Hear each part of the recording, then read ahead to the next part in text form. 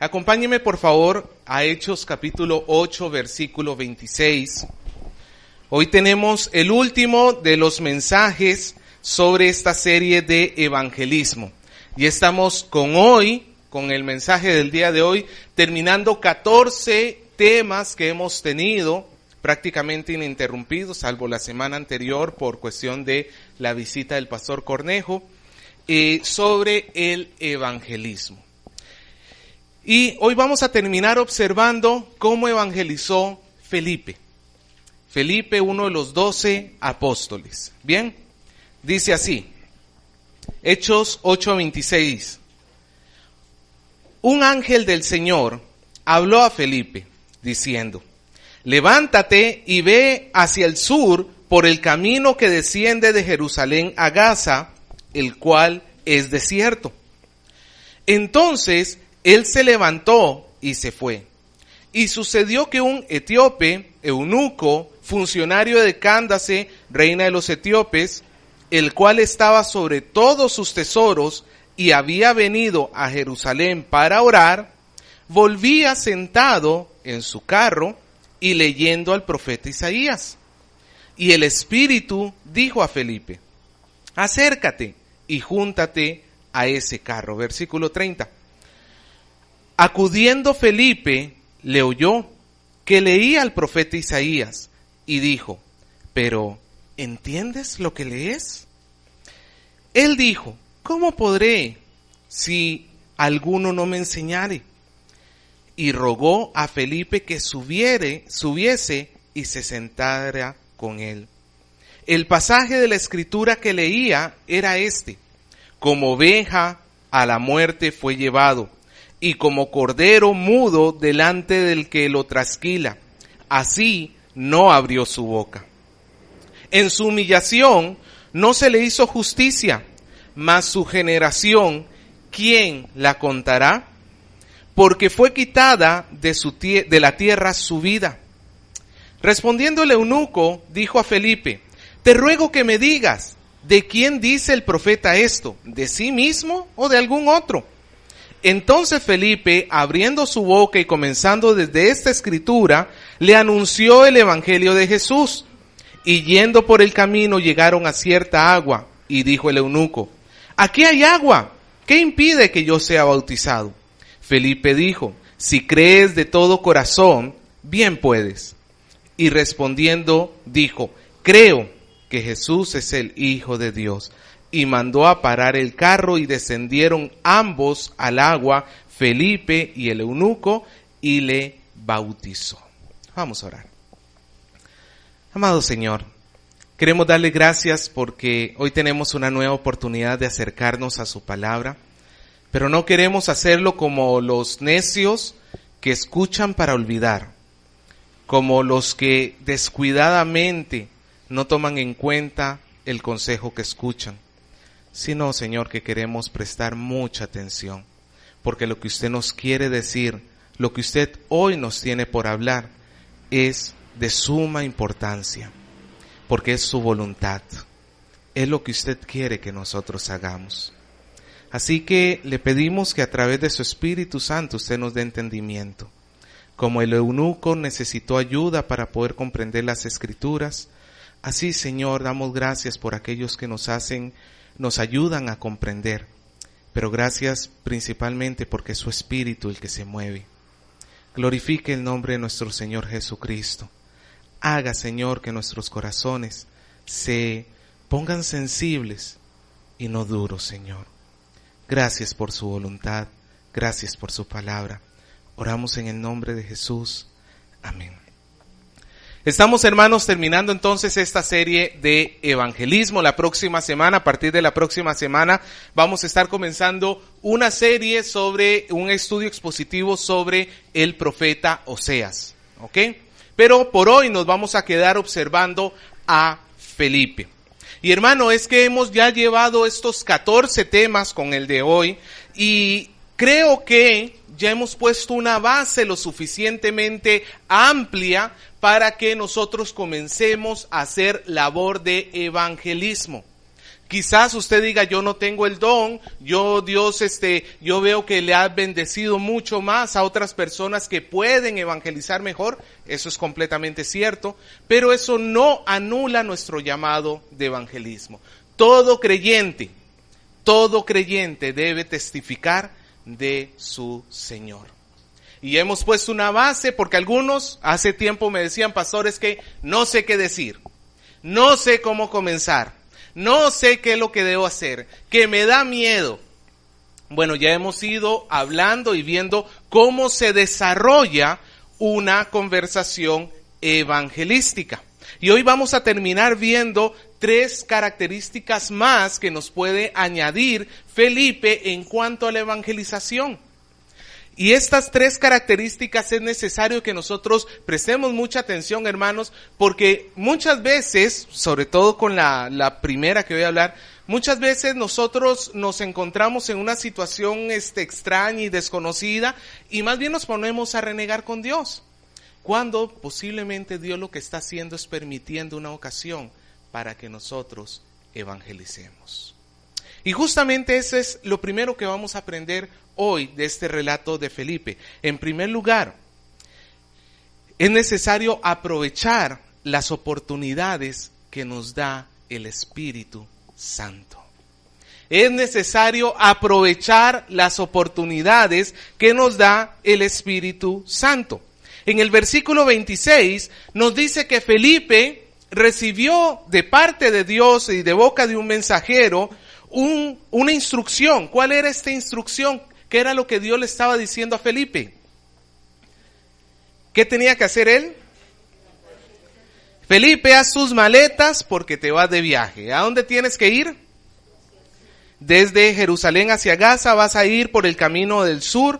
Y lo curioso es que el Señor le dice, este es un camino desierto. Pues Felipe se embarcó en aquel camino.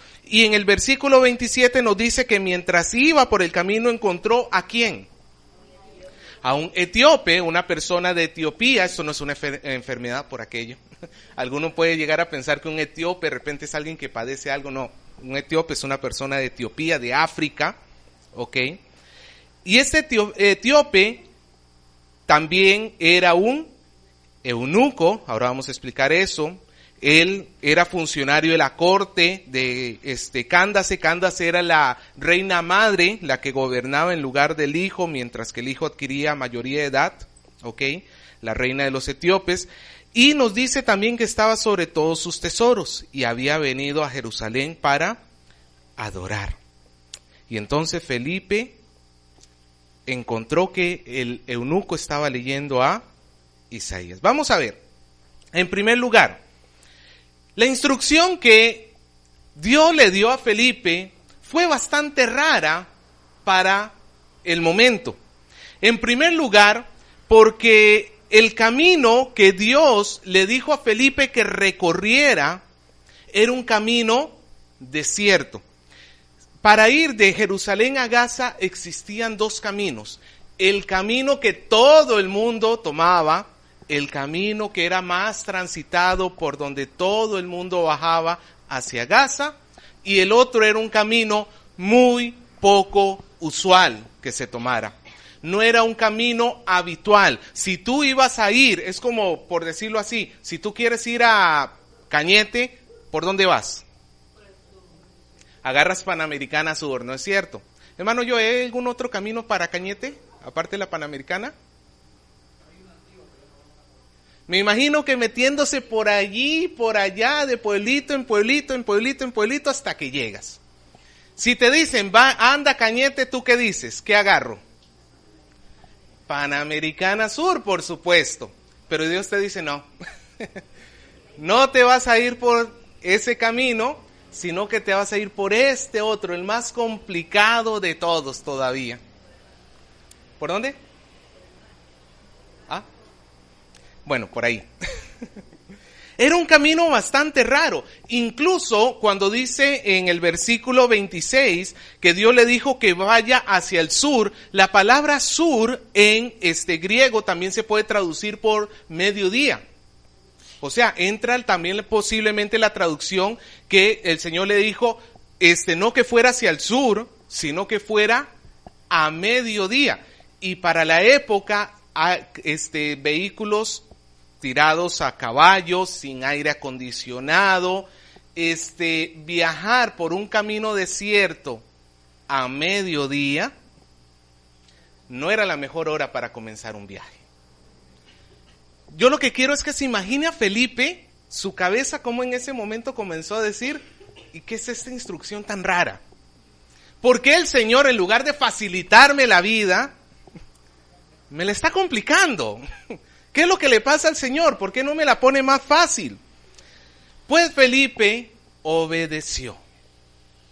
No le puso peros, no preguntó, Señor, ¿estás seguro? No, Felipe alistó su maleta y salió. Y en el camino se encontró con una persona muy poco usual también. Era un etíope, un habitante de África, era de Etiopía, en sí mismo era gentil, ¿ok? Él no era judío, aunque al parecer la comunidad judía de Etiopía le había hablado sobre el Dios que ellos adoraban, los judíos adoraban, y este etíope, que hubiera sido un pagano, comenzó a sentirse atraído hacia el Dios de los judíos, y parece que él tenía cierta participación en la sinagoga. Comenzó a ser un prosélito, uno que dejó el paganismo para unirse al judaísmo. A tal punto que cuando tuvo la oportunidad de viajar hasta Jerusalén, lo hizo para adorar. Fue al templo a presentar su adoración. Este hombre era eunuco. ¿Sabe lo que es un eunuco? Un eunuco, en el término literal, es un hombre que se le retiraban sus órganos sexuales y que servía como funcionario gubernamental. Él trabajaba para el gobierno de Etiopía. Aunque valgan verdades, para la época de Jesús, eunuco se le llamaba sobre todo al funcionario, más allá si fuera castrado o no fuera castrado. Pero si este hombre era castrado, tenía un gran obstáculo en su vida como prosélito, como seguidor del judaísmo. ¿Por qué? Porque la ley mandaba a que las personas que tuvieran mutilaciones no podían acercarse hasta cierto punto en el templo. Los hombres, llamémoslo así, de entre los judíos, ellos tenían el acceso hasta casi lo más adentro del templo. Solamente los sacerdotes podían entrar más allá, pero aquí quedaban los hombres judíos. Luego quedaban las mujeres judías, luego quedaban los gentiles, pero más afuerita tenían que quedar aquellos que tuvieran mutilación. En sí pudiéramos decir que esta persona no era aceptable por el judaísmo. En la adoración, podía presentar su adoración, pero no podía tener acceso como los otros. En cambio, vemos aquí una característica del cristianismo. El cristianismo, hermano, recibe a este hombre gentil y eunuco y le da la misma oportunidad de acercarse a Jesús como cualquiera de nosotros. Dice la palabra que entremos como confiadamente ante el trono de la gracia. Cristo ha pagado por nosotros, y lo que el judaísmo no podía hacer por este eunuco, Cristo sí lo podía hacer, llevarlo directamente ante el trono celestial. Lo curioso es que este hombre era religioso. Él venía de adorar a Dios. Y posiblemente en Jerusalén se había comprado un rollo, porque no venían en libros como los tenemos ahora, sino en rollos, del profeta Isaías, y no lo entendía. Y hermano, ahí es cuando Dios le mostró a Felipe que él tenía un plan para esa rara instrucción que Dios le había dado a Felipe. Hermano, no siempre Dios revela su plan de golpe. Nosotros nos encantaría que Dios nos dijera, vas a hacer esto y va a suceder esto y va a pasar esto y va... A nosotros nos encantaría que Dios nos detallara todo el plan desde el inicio, ¿sí o no? Pero hermano, no sucede siempre así. Es más, la gran mayoría del tiempo no sucede así. Pero a la larga, si nos damos la oportunidad y le damos tiempo a Dios y somos sensibles a lo que Dios nos tiene que decir, vamos a descubrir qué era lo que Dios tenía detrás de aquella instrucción que parecía rara o detrás de aquella circunstancia que es inusual. ¿Cuántos de nosotros nos hemos quedado en un lugar donde no habíamos planeado estar? De repente tú estabas regresando a tu casa desde provincia y el bus en medio de la Oroya se quedó varado durante 8 horas. ¿Y qué nos ponemos a hacer nosotros cuando Dios nos mete en una situación así? Nos ponemos a renegar, ¿sí o no? Que de repente estás esperando en el consultorio del doctor y cuando ves al doctor sale bien fresco a almorzar y tú eres el siguiente en la cita. Y te toca esperarte 1 hora entera hasta que el doctor se le ocurra regresar. Son situaciones, hermanos, no comunes, no fáciles. Pero son situaciones que si somos nosotros sensibles, pueden servir para el evangelismo. Si nosotros somos, hermanos, dejamos de pensar en nosotros mismos y nos ponemos a pensar, ahí cuando tengas tanto tiempo libre en la fila del supermercado y la cajera se fue a revisar los precios y llevas como media hora haciendo cola en el supermercado, en lugar de estar haciendo hígado, ponte a ver a la gente que tienes a tu alrededor. De repente puedes comenzar una charla con alguno de ellos. Quiero contarle un testimonio que me sucedió esta semana. Me pasó algo bien curioso. Tenía que ir a una reunión en San Isidro, de un ministerio cristiano que estamos apoyando. Y últimamente, Luis me enseñó a utilizar una aplicación, no voy a decir nombres para no hacer propaganda, pero para llamar taxi por el celular, una aplicación para que el taxi venga y te reciba acá, te encuentre en la puerta, ¿no es cierto? Y entonces, ya la he estado utilizando durante como 15 días y todas las veces me había tocado, hermanos, un carro de por lo mínimo 3 años atrás a lo mucho. Siempre eran carros nuevos, del año, con aire acondicionado, bonitos, como los que te recogen en el aeropuerto. O sea, a mí no, a los gringos que llegan, porque son bien caros. De ese tipo eran los que me venían a recoger y yo contento. Pues tenía que ir a esta reunión y llamo al taxi y cuando me dice la aplicación, su taxi ya lo está esperando y bajo.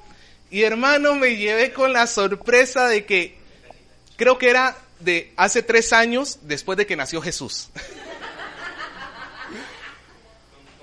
Destartalado el carro, el parachoques cayéndosele, los asientos hechos una miseria. Que cuando yo lo dije, no, cancelo el taxi. Porque me está cobrando lo mismo que un carro bonito.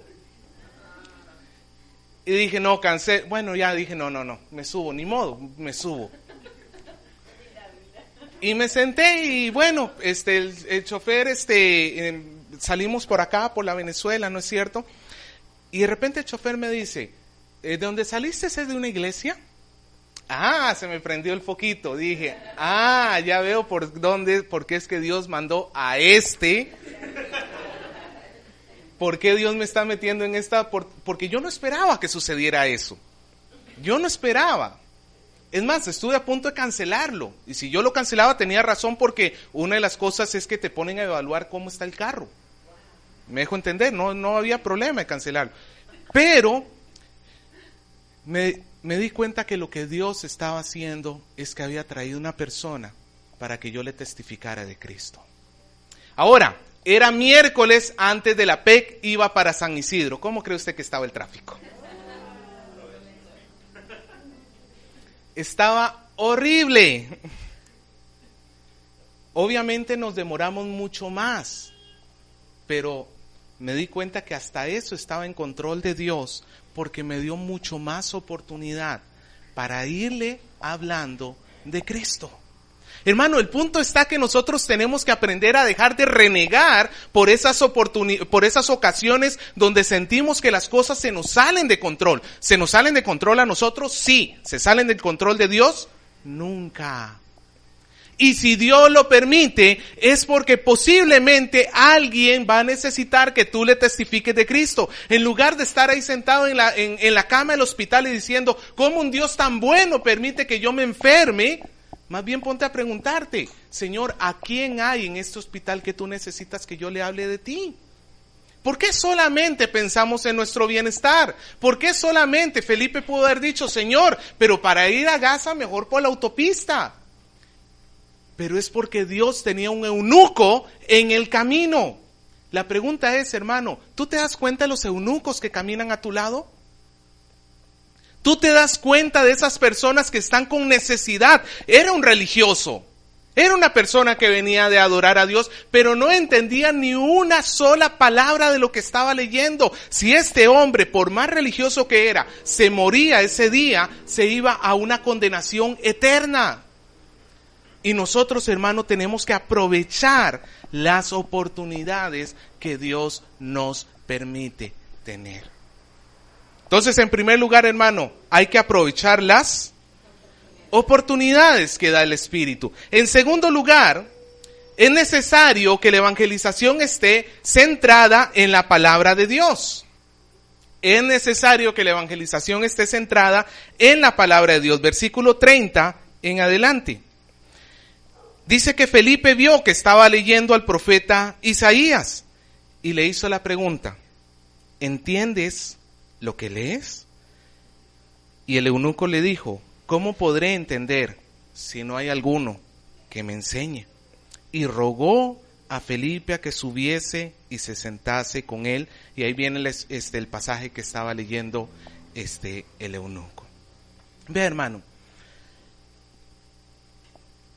nosotros tenemos que aprender a ver cuál es la necesidad de la persona y satisfacerla con la Biblia.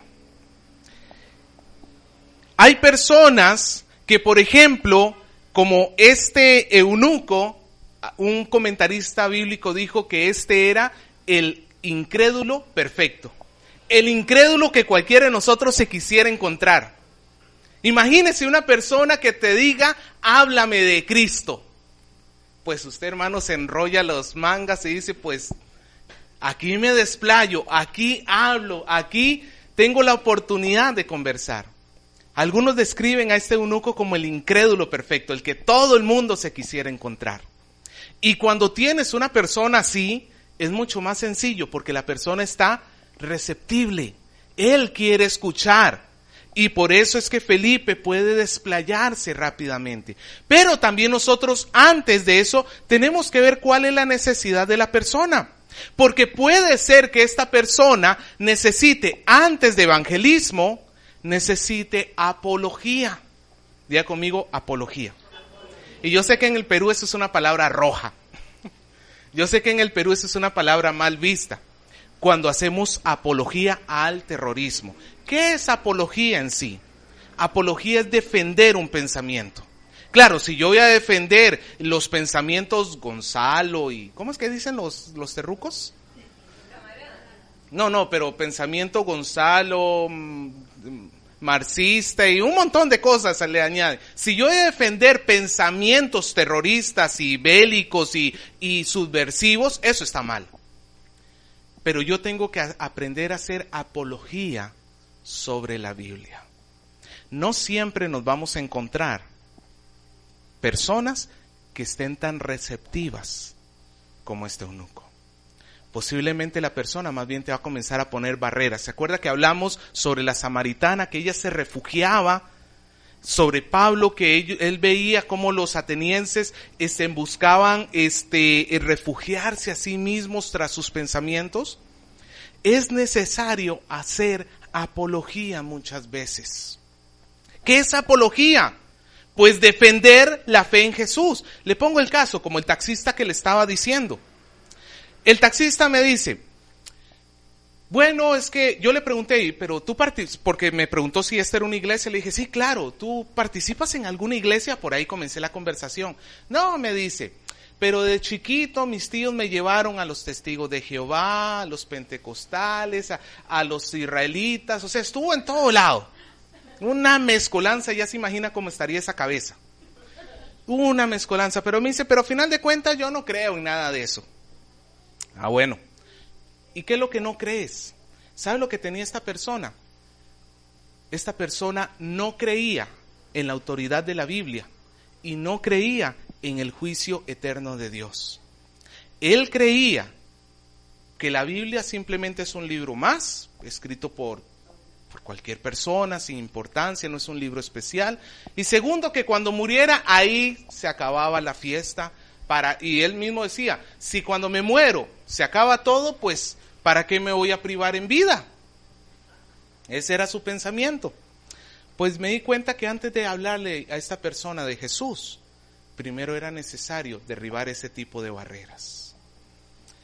Comencé a explicarle por qué la Biblia es un libro especial. Y aquí, hermano, entra en juego lo que uno puede ir estudiando aparte de nuestro estudio bíblico. Hay, por ejemplo, revistas cristianas que te enseñan y te muestran y te van ayudando a entender por qué la Biblia es un libro especial. Porque esta persona me decía, ¿y usted qué? ¿Cree en los dinosaurios o no? Esa es la típica que nos dicen a los cristianos, ¿no?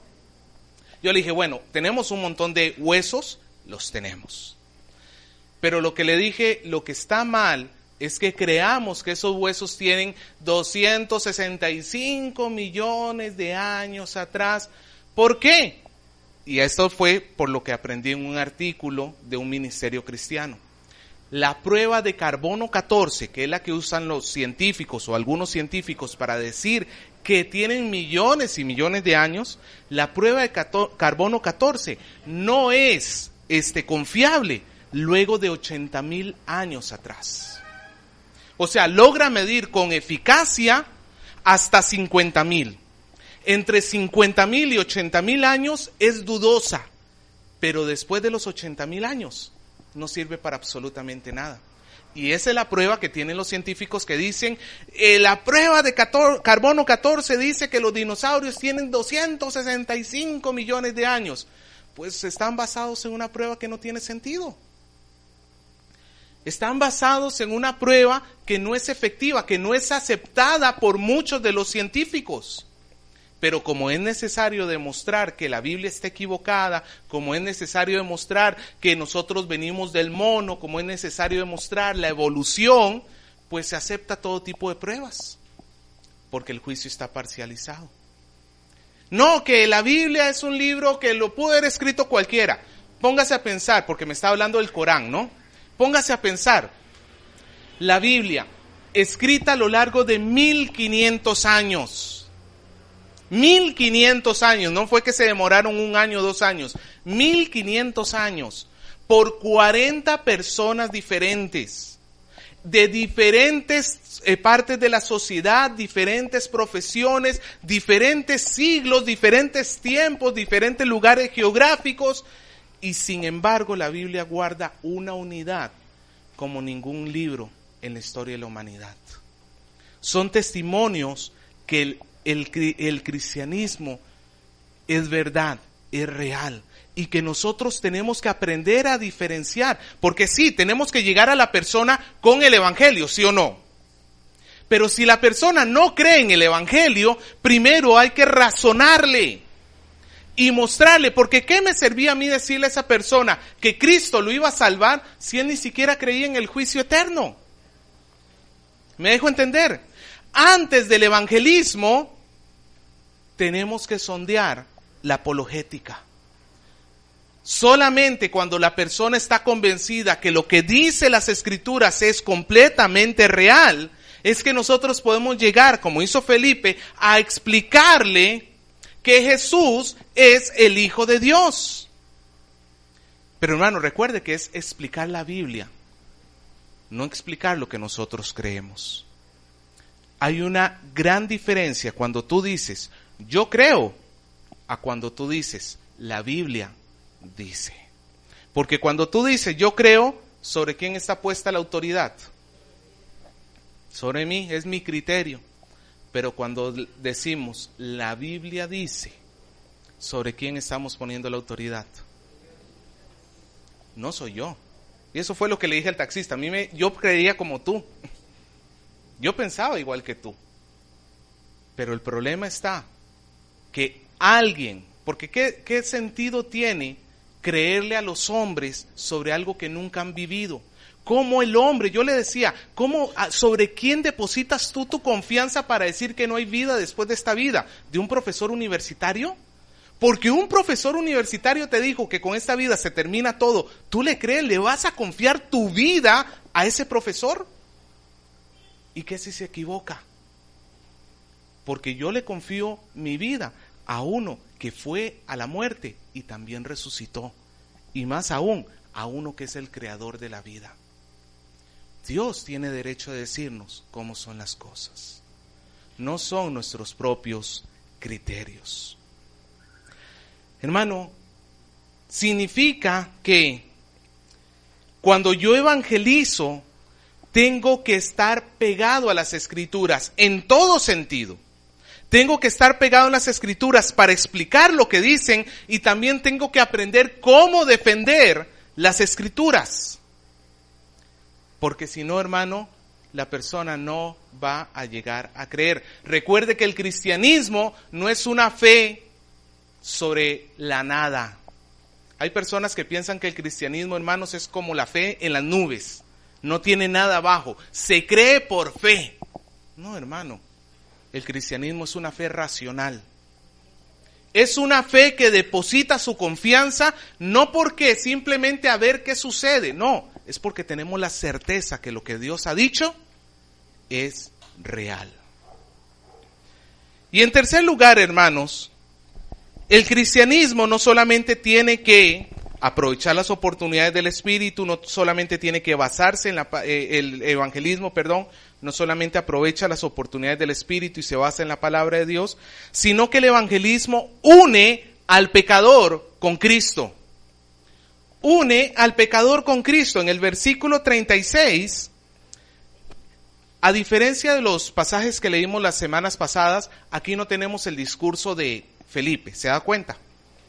Las pasadas veces vimos cómo más o menos qué fue lo que le dijo el evangelista.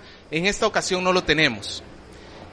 Pero nos dice que en el versículo 36,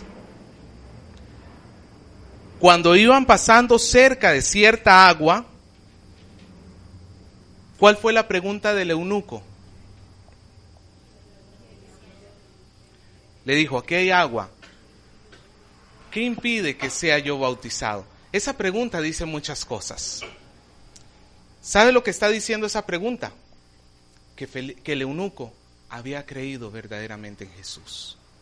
Que Felipe le había explicado que para que una persona, cuando una persona se une a Cristo, lo tiene que evidenciar también con su vida. Felipe, la labor de Felipe no fue simplemente explicarle Isaías. Hermano, recuerde esto, nuestra labor no es informar a la gente. Hay personas que se nos acercan a nosotros para preguntarnos sobre las cosas de la Biblia, pero simplemente porque tienen un interés de conocer. ¿Le ha pasado a usted? Oye, ¿cómo es eso de que, no sé, Lázaro resucitó de los muertos? Se acercan quizás con una intención buena, llamémoslo así, porque tienen dudas, pero nosotros no debemos pensar que nuestra labor es simplemente decirle, esto es y punto.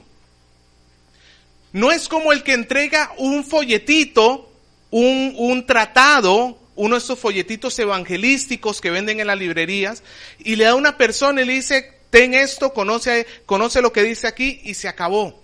La función evangelística no es simplemente informar a la gente. La función evangelística es unir a la gente hacia Cristo. Unir a la gente con Cristo. Y es lo que vemos en este caso con Felipe. Felipe terminó bautizando al eunuco. El bautizo significa que este eunuco finalmente dejaba de ser un religioso que seguía al Dios de los judíos para unirse finalmente a Jesús y decir: yo soy verdaderamente uno de sus discípulos. Hermano, recuerde esto: la función nuestra no es andarle resolviendo las dudas de la gente que tiene en cuanto a Dios. Debemos aprovechar esas dudas para acercarles a Cristo. Pero no nos debemos quedar simplemente en resolver dudas o en informar. No nos sintamos satisfechos si todo lo que pudimos hacer por esa persona fue responderle las dudas que tenía. No nos podemos quedar satisfechos hasta que esa persona llegue a Cristo o rechace a Cristo, porque tampoco los podemos obligar. Le termino el caso de contar el testimonio con este taxista. Pues después de como 1 hora de conversación gracias al tráfico de Lima, y después de argumentarle sobre la veracidad de las Escrituras, sobre el juicio eterno, esta persona me terminó diciendo: pero aún así no creo. Y me dio pena, porque en realidad de nada me sirvió a mí continuar con la parte evangelística si esta persona no iba a querer. Me pasó lo contrario a Felipe. Yo sé que nosotros quisiéramos todos que el final fuera un final feliz, donde la persona se convierta, se bautice, siga el discipulado y se establezca en la iglesia local. Claro, nos encantaría eso. Pero la verdad es que no todos van a creer. Recuerde que nuestra labor es tirar la semilla. El crecimiento no depende de nosotros. El crecimiento lo da Dios. Pero por lo menos, hermano, tuve la intención sincera de llevar a esta persona hasta Cristo. Pero esta persona nunca quiso quitar el obstáculo. No he dejado de orar desde el día que lo conocí. Eso fue ¿cuándo fui? ¿Martes, cielo? Martes fue, ¿no? Desde el martes que lo conocí, no he dejado de orar por este taxista. Yo espero que algún momento de repente venga a esta iglesia o alguna otra iglesia, que lo que le haya dicho le haya servido por lo menos para pensar, y que el Espíritu de Dios obre en su corazón. Pero tampoco lo di por... Imagínense si yo le hubiera dicho: bueno, haga conmigo esta oración y vamos a orar, y repite la oración, y después le digo: tú ya eres cristiano. ¿Ya hubiera sido cristiano?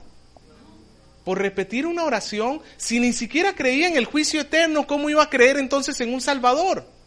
Porque ¿quién necesita un salvavidas? ¿El que está en tierra o el que se está ahogando en el agua?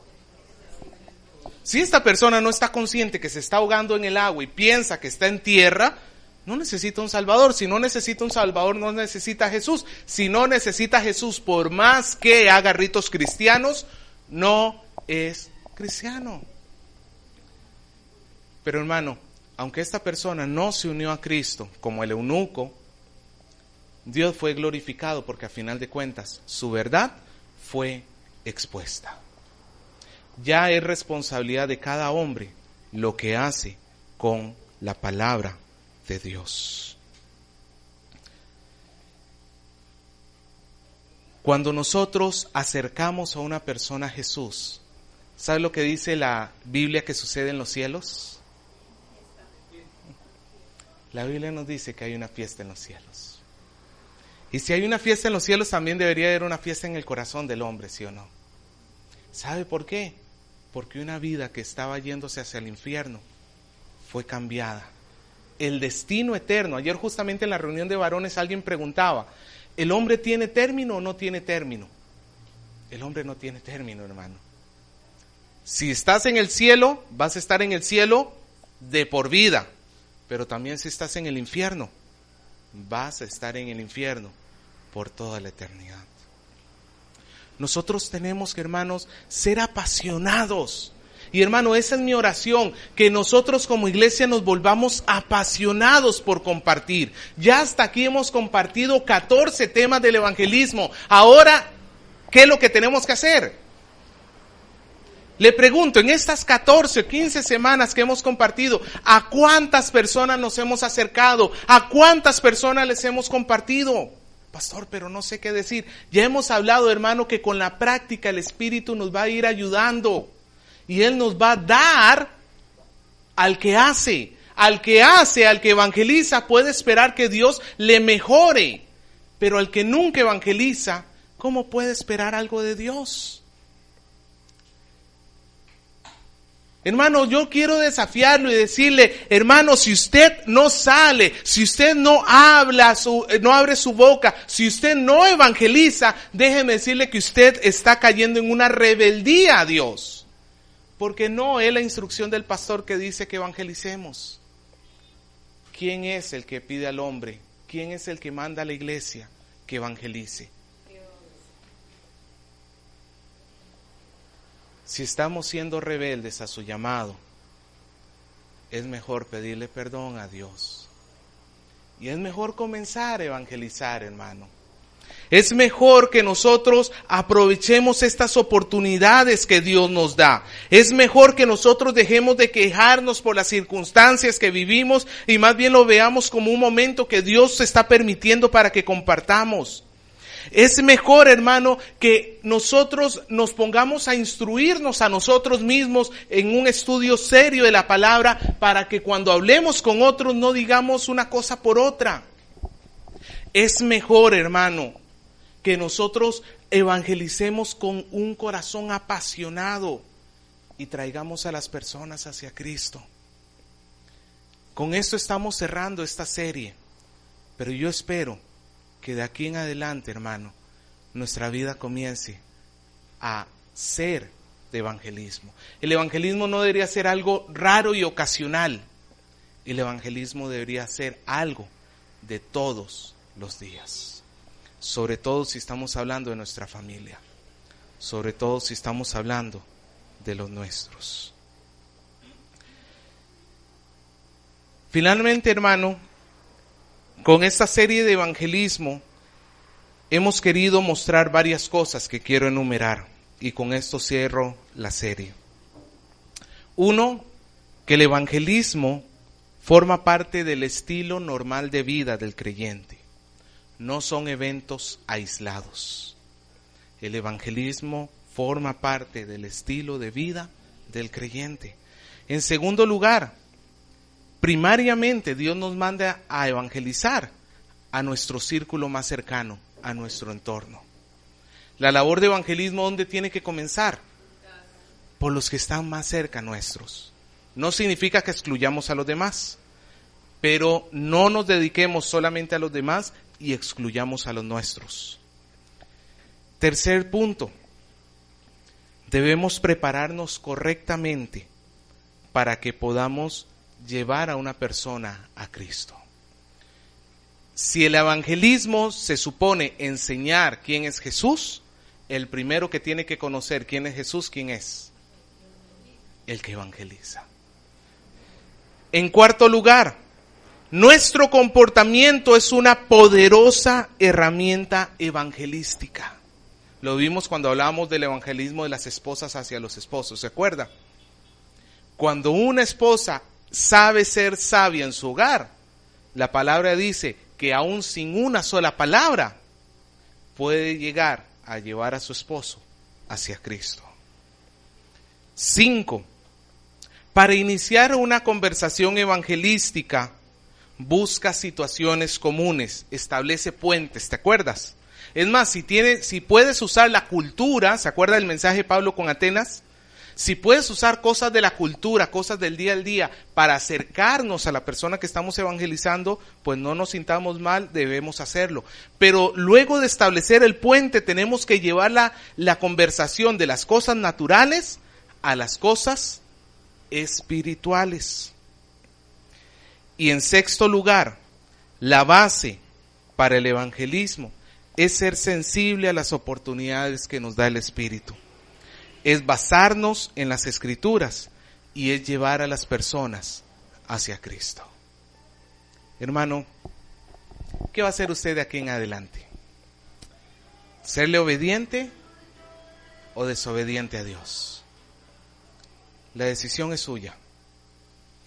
Pero luego no venga a decir, Señor, tú eres el Dios al que adoro, cuando no queremos cumplir con el Señor en este importante llamado. Recuerde que la razón principal por la cual evangelizamos no es ni siquiera por amor a los demás, aunque esa razón es muy buena. ¿Sabe cuál es la razón principal por la cual el hombre debe evangelizar? Porque es una forma de adorar a Dios. Es una forma de adorar a Dios.